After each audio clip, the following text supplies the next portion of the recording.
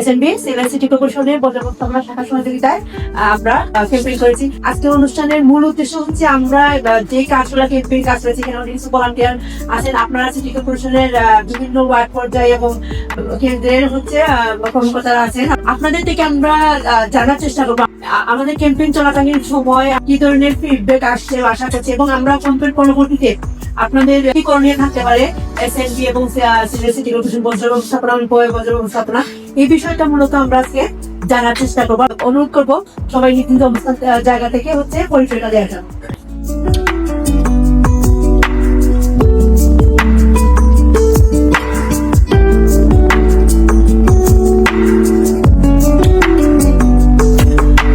আমাদের আজকের এই প্রোগ্রামটার মেইন উদ্দেশ্যটা আমরা যেটা হইয়ার যে post BCI campaign collaboration workshop. এই ওয়ার্কশপটার মূল উদ্দেশ্য আমরা বিসিআই ক্যাম্পেইন বলতে আমরা বোঝাই বিহেভিয়ার চেঞ্জ ইনিশিয়েটিভ বা আচরণ পরিবর্তনের জন্য একটি উদ্যোগ। এই পজিশনটার মূল কাজ হচ্ছে মানুষের আচরণ বা বিহেভিয়ার আমরা যেটাকে বলি, এই বিহেভিয়ার চেঞ্জটা আসলে একটা সায়েন্টিফিক প্রসেস। এটা আমাদের শরীর এবং আমাদের ব্রেনের সাথে কাজ করে, এবং এই বিহেভিয়ার চেঞ্জ বা এই আচরণ পরিবর্তনের প্রসেস যদি আসলে সফল করা না যায়, তাহলে সরকারি বলেন বা বেসরকারি বলেন বা বিদেশি ফান্ডেড বলেন, প্রজেক্টগুলোতে যেই কাজ আমরা করি সেই কাজগুলোকে বাস্তবে সেটার ভালো ফলাফল নিয়ে আসার জন্য অনেক বেগ পেতে হয়। মানুষের সাথে অর্থাৎ কমিউনিটির সাথে সরাসরি যুক্ত হয়ে কমিউনিটির আচরণ যেন পরিবর্তন করা যায়, সেটাকে কিভাবে একটা সায়েন্টিফিক প্রসেসে নিয়ে আসা সম্ভব সেটা নিয়ে কাজ করা। একটু বুঝতাম চাই প্রত্যেকটা ওয়ার্ডের একটা কি 4200 ওয়ার্ডেরই বুঝতাম চাই, আমি একটা কি 10টা কি 20 করে যাই। 2 নম্বরে আমরা একটু বুঝতাম চাই, আপনি যদি আজকে সিটি কর্পোরেশনের প্রশাসক হন বা আপনি যদি এখন টপ ডিসিশন মেকিং অথরিটি হন, আপনার টপ প্রায়োরিটিটা আসলে কি হবে? অনেকে বলছে যে ময়লা ভ্যান গাড়ি প্রতিদিন এসে ময়লা নেয় না, প্রত্যেক বাসায় যদি ডাস্টবিন দেওয়া হয় তাহলে ভালো হয়, মানে ডাকনা যুক্ত। তারপর ওনারা বন্ধ করে দিছে যে টাকা দেওয়া হয় না।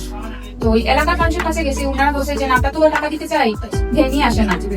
ওই সমস্যাটা দেখছি প্রত্যেকটা এলাকায়, মানে ওয়ার্ড ভিত্তিক ভাগ করা হয়েছিল। ওইখানে গেছিলাম, তো আমি 41 নং ওয়ার্ড ও 40 নং ওয়ার্ড, ওই দুইটা ওয়ার্ডের মধ্যে বেশিরভাগ করছিলাম। তো ওদের প্রবলেম হচ্ছে যে বেশিরভাগ যে রাস্তার সাইডে যে বাড়িগুলা, ওইগুলা মানে ডাস্টবিনের problem. Clean homes safe cities campaign আমরা এখানে একটু বলার চেষ্টা করছি যে সিলেট সিটি কর্পোরেশনের জন্য আচরণ পরিবর্তনটা জটিল কিন্তু জরুরি, এবং সেটাকে আমি আমার যে পদ যেটা বলছিলাম বিসিসি অ্যাডভাইজার বা আচরণ পরিবর্তন যোগাযোগ পরামর্শক, আমরা এটাকে behaviour change communication group city এবং এসএমবি আমাদের মধ্যকার কোলাবোরেশনে আমরা কি কি করেছি সেই বিষয়ে ডেটা, এভিডেন্স এবং রিফ্লেকশন আমরা একটু আজকের আলোচনায় উপস্থাপন করতে চাই।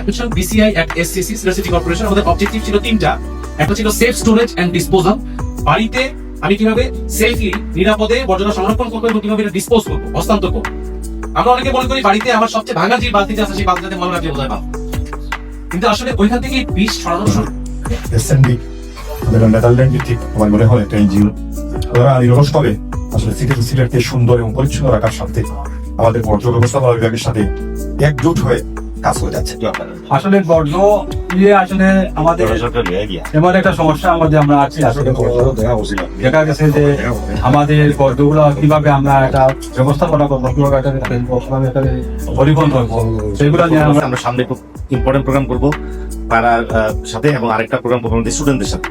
তো আমরা সামনে অনেক ভালো কাজ করার চেষ্টা করছি। ভলান্টিয়ারদেরকে স্বাগতম আমাদের সাথে এই টিমের সাথে কাজ করার জন্য। আমাদের টিমও আছে, সবাইকে অসংখ্য ধন্যবাদ জানাচ্ছি।